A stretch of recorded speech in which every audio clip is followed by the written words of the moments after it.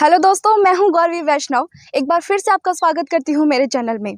जैसा कि मैंने आपको कहा था, मैं आपके लिए लेकर आती रहूंगी बहुत ही अलग और ख़ास वीडियोस। एक बार फिर मैं आपके लिए लेकर आई हूं एक ऐसा ही क्रिएटिव वीडियो।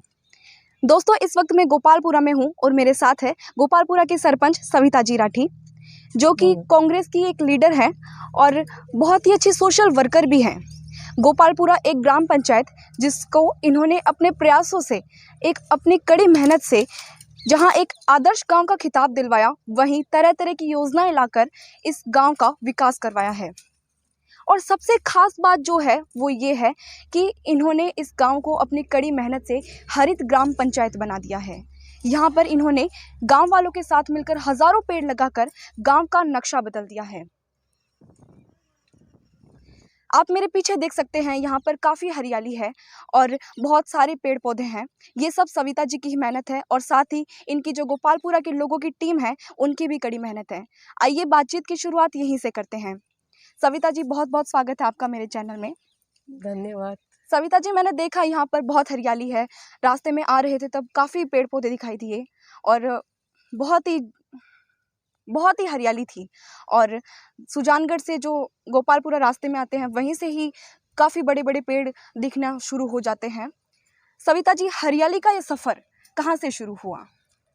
हरियाली का सफ़र जब मैं पहली बार 2005 से 10 के बीच सरपंच बनी थी, उस समय बड़ा अजीब लगता था क्योंकि पहाड़ों से भरी हमारी धरती ये गोपालपुरा की, एक तरफ नमक के प्लॉट है और एक सिरे पे पहाड़ है।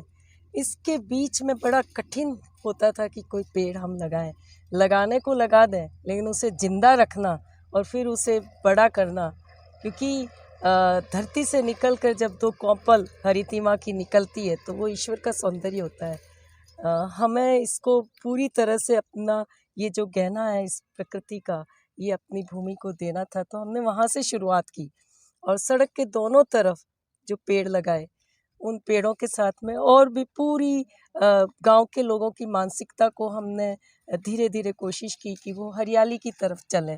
तो आप देखेंगे कि हमारे जितने खेत हैं उन सब में आपको बड़े पेड़ मिलेंगे। हमारे शमशान है, गौशालाएं हैं, हमारी स्कूल्स हैं, हमारा हॉस्पिटल कैंपस है, सारे के सारे आपको पेड़ों से पूरे आच्छादित मिलेंगे। चाहे प्राइवेट हमारा अरहम आश्रम हो, चाहे अभी आप देखेंगे तो हमारे गोपालपुरा में राव बीदा जी की जो घोड़े की मूर्ति है, वो भी, वहाँ भी आपको गार्डन मिलेगा, स्कूल्स में गार्डन मिलेंगे। हरियाली एक अनुपम प्रकृति का एक प्रकल्प है जिसे हम जितना आलिंगनबद्ध करें उतना ही अपने जीवन को श्रेष्ठ बनाते हैं। तो इस प्रकल्प को हम समझें। हालांकि कोरोना ने तो बहुत अच्छे से समझाया है, लेकिन 2006 से ये हमारी शुरुआत हुई थी। तो हम कोशिश करते हैं, ये आप देखेंगे हमारी ज़मीन, ये पूरी पत्थर से भरी ज़मीन, यहाँ आप खोदेंगे तो नीचे पत्थर मिलेगा। इस ज़मीन में भी पेड़ को उगाना, पेड़ को बड़ा करना, और फिर अब तो चलिए पानी की व्यवस्था है, बिना पानी के भी हमारा लाडनू से जो पानी आता था वो 2008 में बंद हो गया। तो उसके बाद में हमने अपना जल स्तर भी ऊपर किया और पानी जो हमारा अपना पानी जो हमने पहाड़ों से जल संरक्षण का काम किया, उस पानी से हम न केवल गांव को आत्मनिर्भर कर पाए और बल्कि पेड़ों का भी काम कर पाए। अच्छा, कितने पेड़ लगाए जा चुके हैं अब तक? कोई गिनती नहीं है, बल्कि हमारा एक वृक्ष मित्र है, हमारा ही एक बच्चा है, ये भंवरलाल मेघवाल, इसने अपने जीवन में लाखों पेड़ लगा दिए। अब ये कितने पेड़ जिंदा है, आपको लगभग पेड़ जिंदा मिलेंगे, क्योंकि इन सब की पूरे साल देखरेख होती है और तब कहीं जाकर पेड़ जो है अपने आप में विकसित होते हैं। सविता जी, लक्ष्य की बात करें तो आप अपने इस अभियान को कहाँ तक लेकर जाना चाहती हैं? हम चाहते हैं कि हमारी जहाँ से सीमा चालू हो, वहाँ से लोगों को लगे कि वो अलग किसी अलग स्थान पे आ गया है और चारों तरफ हरियाली हो। हम अपने गोपालपुरा का नाम हरितिमा गोपालपुरा देना चाहते हैं। एक ऐसा गांव जहाँ लोग आए, हरियाली को देखें, महसूस करें और उसका स्पंदन अपने दिल की धड़कन में सुने और समझें, और यहाँ से एक संदेश लेकर जाए कि वाकई में हरियाली की बहुत ज़्यादा ज़रूरत है और इस सुंदरता को वो अपने घर आंगन, अपनी बगिया में भी लगाएं। जैसा कि आपने अभी कुछ दिनों पहले हरितिमा उत्सव का एक प्रोग्राम किया था, इस अभियान में इस वक्त क्या चल रहा है? हरितिमा उत्सव हम 3 सालों से करते आ रहे हैं और 7 दिन का हमारा उत्सव होता है, जिसमें पेड़ तो हम लगाते ही हैं। पेड़ लगाना तो एक अपनी प्रक्रिया है, पर जैसे कि हमारा ये आप देख रहे हैं, जैसे पहले हमने पेड़ लगाए हुए हैं जिनको जानवरों से बचने के लिए इनके ऊपर झोपड़ी बना देते हैं, कांटेदार झोपड़ी। अब आप देखेंगे जैसे ये पेड़ है हमारा, इस पेड़ में भी जो है वो ये सारी झाड़ियाँ लगी, तो इन झाड़ियों से जो है वो जानवर आ नहीं पाते। तो हम ये पूरी झाड़ी हटा के और फिर इस पेड़ की सफाई करवाते हैं। एक जाला आ जाता है तो उससे पेड़ की प्रगति रुक जाती है। ये हटा के इसमें पुनः खाद दे के एक हम कल्चर बनाते हैं और खाद भी तैयार करते हैं। वो कंपोस्ट इसमें डलवा के और फिर से हम ये झोपड़ी लगवा देते हैं। तो ऐसे करके ये सारे के सारे पेड़ जो है बड़े होते जाते हैं। जब ये पेड़ आत्मनिर्भर हो जाता है, जब अपनी सुरक्षा खुद करने में सक्षम हो जाता है, तब हम इसको इसके घूंघट से, कांटोदार घूंघट है, ये हटा देते हैं। तब कहीं जाके ये पेड़ जो आप चारों तरफ देख रहे हैं, क्योंकि दिक्कत ये है कि पहाड़ी क्षेत्र है और पेड़ों की जो पत्तियां हैं वो ही पेड़ का भोजन बनाती है। पहाड़ी क्षेत्र में जब पत्तियां जानवर खा लेते हैं तो फिर पेड़ का वापस पनपना बहुत मुश्किल होता है। तो इसलिए हमें बहुत ज़्यादा केयर करनी पड़ती है, तब कहीं जाके ये हरियाली हमें मिलती है। सविता जी, पेड़ लगाने की जो पहली रिक्वायरमेंट होती है वो होती है पानी। हमारे एरिया की बात करें तो पानी की बहुत प्रॉब्लम्स होती है, काफ़ी बार लोगों को प्रॉब्लम से फेस करना पड़ता है। गोपालपुरा में भी एक टाइम पानी की बहुत बड़ी प्रॉब्लम थी, तो आपने उस प्रॉब्लम को किस तरह से सॉल्व किया है? जैसा कि मैंने पहले भी बताया कि लाडनू से पानी आता था, वो पानी हमारा बंद हो गया 2008 में। उससे पहले हमारा तालाब 2005 में हमारा जो सार्वजनिक तालाब है, वो तालाब पूरी तरह से सूखा था, जो कि मुझे बताया गया कि 7 सालों से सूखा है। यहाँ कभी कोई डैम हुआ करता था, जो हमारा सोर्स है पानी का, वहाँ डैम हुआ करता था, सारा पानी वहाँ सीपेज हो जाता और माइंस वगैरह की भी काफ़ी प्रॉब्लम रही, तो पानी हमारे तालाब तक पहुँच नहीं पाता था। इसके लिए न केवल हमने माइंस वालों से भी रिक्वेस्ट की कि आप इधर जो पानी है उधर आप खड्डे ना करें, खनन ना करें। दूसरी तरफ जो डैम है, हमने सिंचाई विभाग से बना था, उनसे भी हमने रिक्वेस्ट की कि ये जन सुविधा का मामला है, पानी का मामला है, इस डैम का कोई अर्थ नहीं रहता, सीपेज हो जाते, पानी हमारे पीने के काम आएगा। और फिर प्रकृति ने भी हमारी सुनी, ऐसी ज़बरदस्त बारिश आई कि डैम से निकल कर पानी और हमारा पानी पूरा तालाब जो है पानी से भर गया।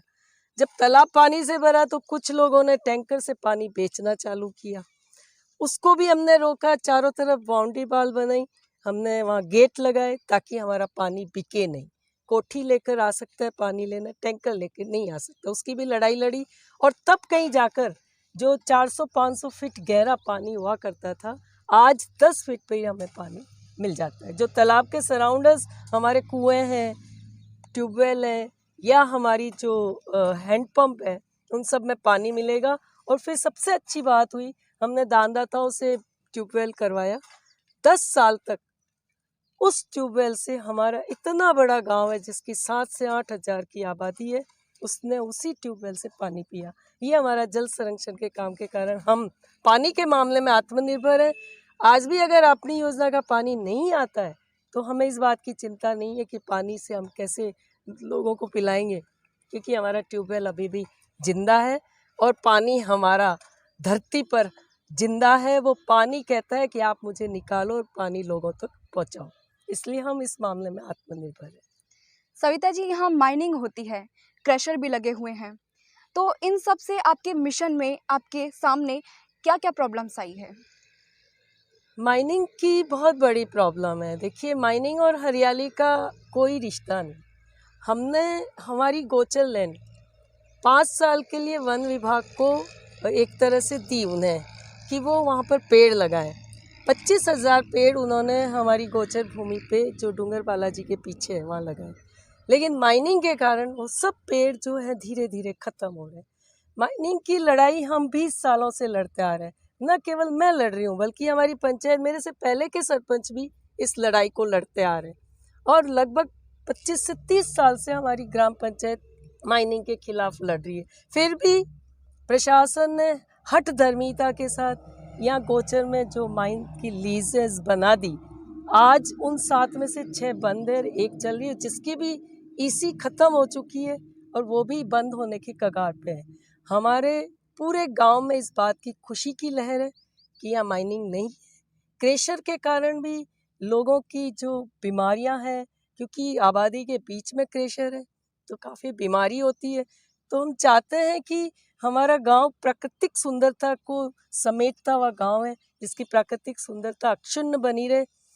एक ऐसा गांव है जिसमें न केवल प्राकृतिक मिट्टी के धोरे हैं बल्कि जो नदी है, तालाब है, पहाड़ है, हर चीज़ आपको प्रकृति की यहाँ मिलेगी। हम चाहते हैं यहाँ इको टूरिज़्म चालू हो।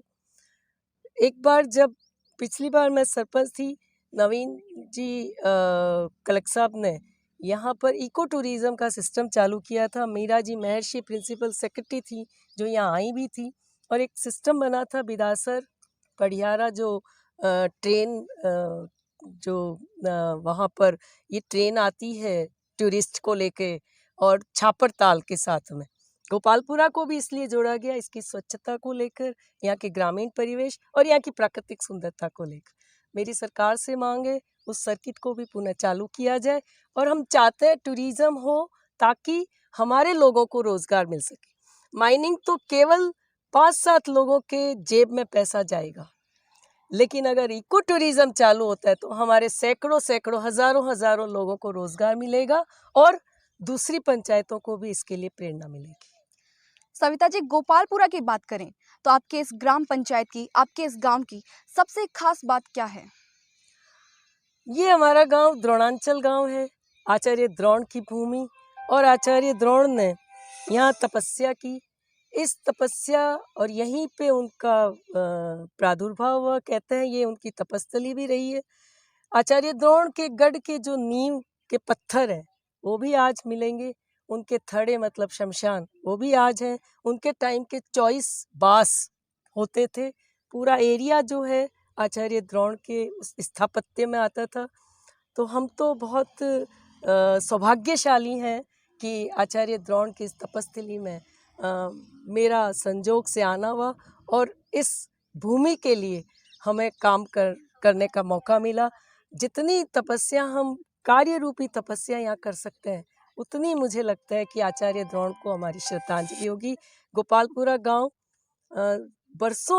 बरसों नहीं बल्कि सदियों पुराना गांव है, और उस हालांकि आज ये जो रूप देखने को मिल रहा है, ये 500 साल पहले बालाजी महाराज का यहाँ पे मंदिर, पास में माता जी का मंदिर, ये सभी 500 साल पुराने, लेकिन आचार्य द्रोण की तपस्थली जो कि सैकड़ों साल, हजारों साल पुरानी गाथा यहाँ पे चलती है।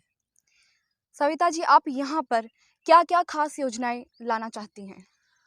सबसे पहली तो हम इको टूरिज़्म, ताकि हमारी महिलाओं को रोज़गार मिले। हमारी महिलाएं बहुत सी चीज़ें बनाती हैं, बंधेज, इनके हाथों में कला है। जब बीबी रसेल जो इंटरनेशनल डिज़ाइनर है, जो छापर आई थी, उन्होंने हमारी महिलाओं का सिलेक्शन किया क्योंकि इनके हाथों में स्किल है, और इनका बनाया हुआ जितना भी जो हैंडीक्राफ्ट्स के आइटम हैं जो उन्होंने डिज़ाइन किए थे, वो ये दिल्ली जाकर बेच के आती थी प्रगति मैदान में। बहुत बड़ी बात है, हमारी महिलाएं सेल्फ कॉन्फिडेंट हैं, उनके हाथों में स्किल है। बस अब इनके बने हुए जो भी वस्तुएं हैं उनके लिए बाज़ार की हमें खोज करनी है। जैसे ही यहाँ टूरिज़्म डेवलप होगा, हमारे महिलाओं को भी वो बाज़ार उपलब्ध होगा। अभी मैं बताना चाहूँगी आपको, हैदराबाद से 50 इडूणी जो है उसका भी ऑर्डर आया था, वो भी बनवा के हमने भिजवाई थी। कोरोना के टाइम में एक बार हमारे वो ब्रेक लग गया, लेकिन इन महिलाओं के लिए और हमारे युवाओं के लिए अगर टूरिज़्म डेवलप होता है तो बहुत अच्छा काम होगा। ये हमारी आगे की हमारी फ्यूचर प्लानिंग है। साथ ही मेरे गांव में जो सब्जी पैदा होती बिना केमिकल की, हम चाहते हैं उस सब्जी को ब्रांड दें ताकि वो सब्जी भी बाहर जाए बिना केमिकल, वैसे भी बहुत अच्छे दामों में बिकती हैं, तो वो भी हमारी प्लानिंग में है। सरकारी योजनाओं का लाभ तो हम उठाते ही हैं, हरी तीमा का, और जो भी हमारा काम है वो सरकारी योजनाओं के अलावा भी हम चाहते हैं आधारभूत जितना भी संरचना है, विकास केवल सड़क बिल्डिंग बनाने से नहीं, विकास व्यक्तित्व निर्माण से भी होता है, और उसके लिए हम हमेशा प्रयासरत रहते हैं। सविता जी, महिलाओं को लेकर एक बात मेरे दिमाग में है कि जो गांव की महिलाएं होती है भोली और अच्छी होती है, तो आप गांव की महिलाओं के लिए क्या करना चाहेंगी? मैंने जैसे अभी बताया कि इनको हम रोज़गार देना चाहते हैं। इनकी जो स्किल है, जब तक बाज़ार हमें नहीं मिलेगा, इनके लिए अवेलेबल हम नहीं करा पाएंगे, तब तक हम इन्हें रोज़गार नहीं दे पाएंगे। केवल नरेगा ही एकमात्र साधन नहीं, ये अपने काम को बाहर निकालें, लोग उनसे समझें, पसंद करें, तो ये हमारी एक प्लानिंग है। साथ में मैंने आपको बताया सब्जी उत्पादन, तो अभी हमने राजीविका से भी एक प्रोजेक्ट लिया है हमारी महिलाओं के लिए, जो हमारे सेल्फ हेल्प ग्रुप्स हैं उनके लिए ऑयल मिल का भी हमने प्रोजेक्ट लिया है। तो ये महिलाएं ताकि सब्जी उगाएं, नर्सरी का भी हमने उससे प्रोजेक्ट लिया है। ये सभी काम जब हमारी महिलाएं करेंगी तो अपने आप में ये आत्मनिर्भर अवश्य बन जाएंगी। सविता जी, आप इस वक्त एक अच्छी लीडर हैं और जहाँ तक मैंने सुना है आपको एक स्ट्रॉन्ग लीडर के रूप में जाना जाता है। महिला और राजनीति, क्या कहना चाहेंगी आप? बड़ा टफ है, और जब मैंने स्टार्ट किया तब तो बड़ा ही टफ मामला रहा, लेकिन मैं समझती हूँ कि सबसे बड़ा विश्वास मुझे मेरे गांव के लोगों से मिला। मेरे गांव की जो महिलाएं हैं, ये महिलाएं हमेशा मेरे साथ खड़ी रहीं और इन्होंने मुझे संबल दिया। मैं बताती हूँ आपको, निर्मल ग्राम हमने जब शुरू किया था उसके लिए काम करना, तो पूरी तरह से कचरे के ढेर, 2-2 मंजिल ऊंचे ढेर हुआ करते थे, बोली लगती थी, मीटिंग होती थी, तब वो ढेर उठता था। हमने हमारी महिलाओं से निवेदन किया कि सफाई करनी ज़रूरी है। ये सारी जितनी आप महिलाएं हमारी देख रहे हैं कि इन सब महिलाओं ने समझी इस बात को। इन्होंने ये समझा कि अगर गंदगी हटेगी तो इनके बच्चे स्वस्थ होंगे, ये स्वयं स्वस्थ होंगी, तो गंदगी हटाने में इन्होंने मेरी भरपूर मदद की। तो हम निर्मल ग्राम पुरस्कार जो है हम ले पाए, तो एक विश्वास पैदा हुआ, और उस विश्वास के साथ ही हमने काम करना चालू किया। और बहुत सारे हेडल्स आए, बहुत सारी बाधाएं आई, लेकिन इन सब के विश्वास ने मुझे जिंदा रखा, मुझे सशक्त बनने की एक प्रेरणा दी कि जब इन्होंने कहा आप चलो हम आपके साथ हैं, तो मेरी जो प्रेरणा है वो बढ़ती गई, हम आगे चलते गए। सविता जी, आपने हमें अपने गांव के बारे में बताया, अपनी इस हरित ग्राम पंचायत के बारे में बताया। आपकी बात करें तो आपने अपने करियर की शुरुआत कहाँ से की थी? कैसे आप आगे बढ़ी? कैरियर तो मैं जब 14 साल की थी, जोधपुर सोफिया में पढ़ी हुई लड़की, आप समझ सकते हैं कुछ ऐसी परिस्थितियां रही कि मेरी शादी यहाँ हुई गांव के अंदर। हालांकि शहरों की चकाचौंध को छोड़ के गांव में आना अपने आप में एक बड़ी उस समय के लिए बहुत मेरे लिए चैलेंज था, लेकिन आज मैं समझती हूँ कि ईश्वर ने जो संजोग मेरे लिए बनाया यहाँ आने का, मेरे लिए वाकई में सौभाग्यशाली रहा। आचार्य द्रोण की भूमि में मुझे मेरा जीवन सफल होता है जब मैं यहाँ पर अपना तपस्या और अपनी कार्य रूपी पसीने की बूंद यहाँ पर तिरोहित करती हूँ। तो ये वाकई में मेरे लिए सौभाग्य। मैं सबको संदेश देना चाहूँगी कि गांव हो चाहे शहर हो, ये कोई बड़ी बात नहीं है। ज़रूरी इस बात की है कि हम अपने अंदर झांकें, अपने अंदर झांक के अपनी स्किल पहचानें और अपने व्यक्तित्व को बाहर लाएं। ज़रूरी ज़्यादा खुद से मिलने की है, न कि दूसरे के देखने की। स्वयं को पहचान के काम करें, आपका जहां आप खड़े हो वहीं से आपकी लाइन बन जाएगी और आप अपने लक्ष्य को प्राप्त कर पाएंगे। सविता जी, बहुत अच्छा लगा आपसे बात कर आपके बारे में जानकर, आपके इस हरित ग्राम पंचायत के बारे में जानकर। दोस्तों, हमें बहुत प्रेरणा मिलेगी सविता जी से बात करके। मैं गौरवी वैष्णव एक बार फिर आपके लिए लेकर आऊँगी ऐसा ही एक क्रिएटिव वीडियो, बहुत ही खास वीडियो। नमस्कार।